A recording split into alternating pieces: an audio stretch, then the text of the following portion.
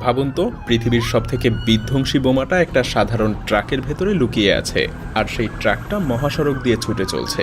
পারমাণবিক বোমা, একটা মাত্র বিস্ফোরণেই যে অস্ত্র পুরো শহরকে মাটির সাথে মিশিয়ে দিতে পারে।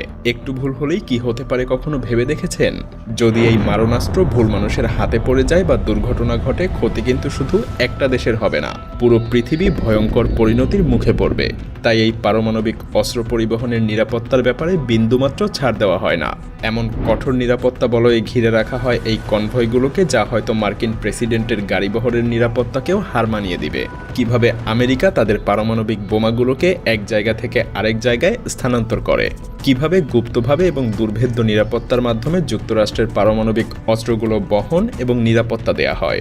এই মিশন যেন কোনো থ্রিলার সিনেমার দৃশ্য, কিন্তু এটা সম্পূর্ণ বাস্তব। চলুন এবার সেই গোপন নিরাপত্তা ব্যবস্থার রোমাঞ্চকর গল্পটা উন্মোচন করা যাক। আমেরিকার পারমাণবিক অস্ত্রবাহী গাড়িবহর যখন রাস্তায় বের হয়, তখন দূর থেকে মনে হতে পারে কোনো ভিআইপি বা রাষ্ট্রপ্রধানের গাড়িবহর যাচ্ছে। আসলে এর গুরুত্ব তার চাইতেও বেশি। এই কনভয়ের সামনে পেছনে থাকে পুলিশের টহল গাড়ি, যারা ট্রাফিক আটকে রাস্তা পরিষ্কার করে দেয় যেন প্রধান বহর বাধাহীনভাবেই এগোতে পারে।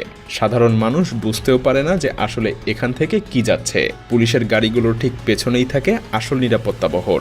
কালো রঙের শক্তিশালী সাজোয়া যানগুলো চারদিক থেকেই সেই পারমাণবিক ট্রাকটাকে ঘিরে রাখে।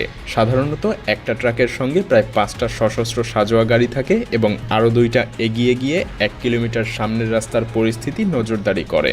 এই বিশেষ সাজোয়া গাড়িগুলো দেখতে সাধারণ এসইউভির মতো হলেও বাস্তবে ছোটখাটো ট্যাঙ্কের মতো সুরক্ষিত। এগুলোকে শুধু বুলেট প্রুফ বললে কম বলা হবে, কারণ গাড়ির গায়ে এত মজবুত বর্ম যে সাধারণ বুলেট তো দূরের কথা, ভারী অস্ত্রের আঘাতও এরা সহ্য করতে পারে। প্রতিটা সাজোয়া গাড়িতে থাকে 4 থেকে 6 জন করে সুউচ্চ প্রশিক্ষিত ফেডারেল এজেন্ট, যারা এই গাড়িবহরের নিরাপত্তার দায়িত্বে নিয়োজিত।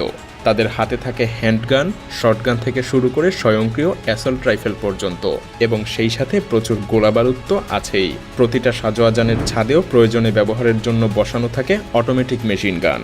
ভাবুন, একটা চলন্ত দুর্গের মতো এই গাড়িগুলো শত্রুর আক্রমণের আশঙ্কায় সারাক্ষণ তটস্থ, প্রস্তুত থাকে মুহূর্তের নোটিশে পাল্টা আঘাত হানতে।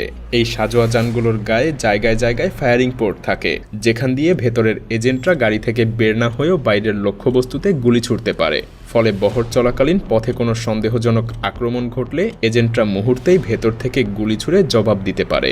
রাস্তা দিয়ে যাওয়ার সময় তারা চারপাশের প্রতিটা নড়াচড়া তীক্ষ্ণ নজরে পর্যবেক্ষণ করে।